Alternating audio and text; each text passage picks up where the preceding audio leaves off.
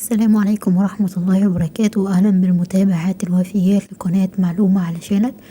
أتمنى تكونوا بخير وبصحة جيدة وانتوا بتشاهدوا حلقة اليوم. النهاردة هنتكلم عن شامبو كليو من الشركات المشهورة جدا جدا واللي بتصنع منتجات خاصة بالشعر وكمان منتجات أخرى بالبشرة، والمعروفة عنها كلها إن هي بتدي شعر صحي ومغذي وخالي من العيوب. تعالوا نتعرف أكتر عن هذا الشامبو المخصص للشعر الجاف والمتقصف، ونعرف مميزاته وكمان نعرف العيوب من خلال الريفيو بتاع اليوم. تابعوني للنهاية، ولو أول مرة تشاهدوني وتشوفوا قناتي فيسعدني انضمامكم في القناة بالضغط على الزر الأحمر زر اشتراك وتفعيل علامة التنبيهات على الكل، وفضلا حبيباتي وليس أمرا لايك للفيديو.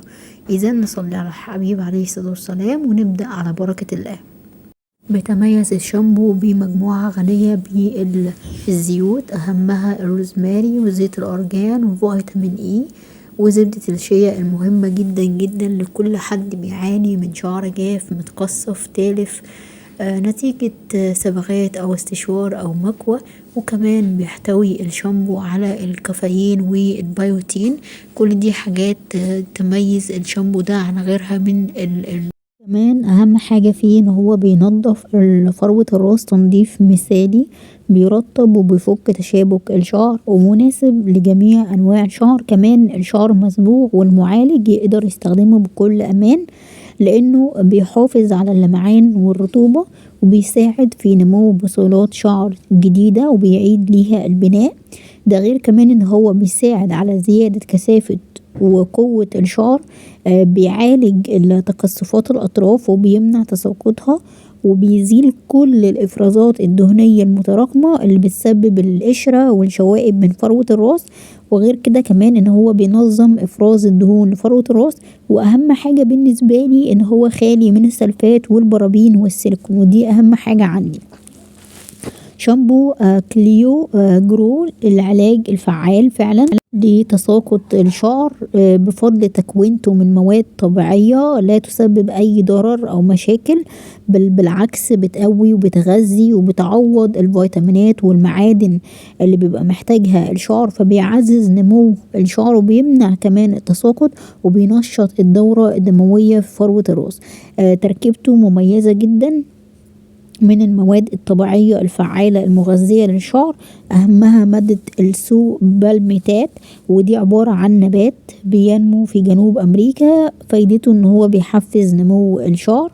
وكمان زيت الأرجان، وده طبعا كلنا عارفين قد ايه ان هو مهم جدا لانه بيساعد ان الشعر يبقى غزير وقوي بسبب احتوائه على نسبة عالية من الأحماض الدهنية.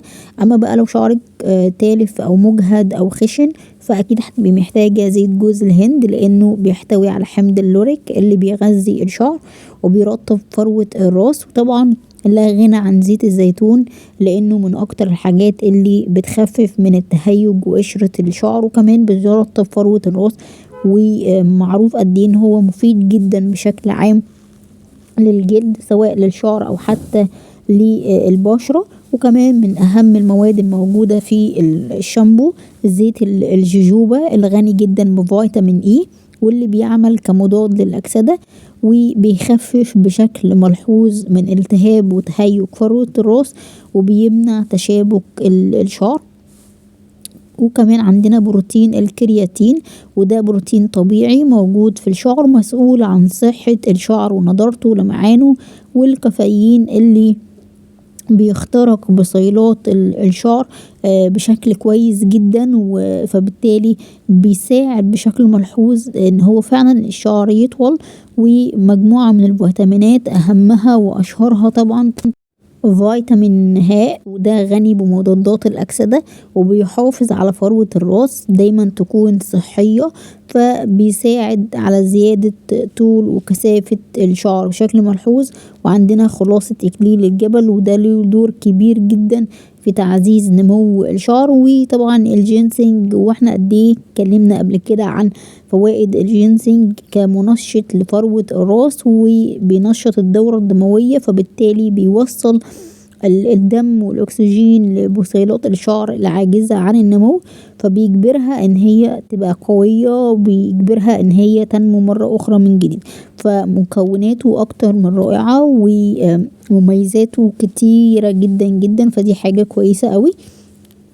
هنيجي بقى لأهم شيء وهي طريقة الاستخدام. فأهم حاجة ان انتوا تتبعوا الخطوات التالية عشان لما تستخدموا شامبو كليو جرو توصلوا للنتيجة المطلوبة بكل فاعلية.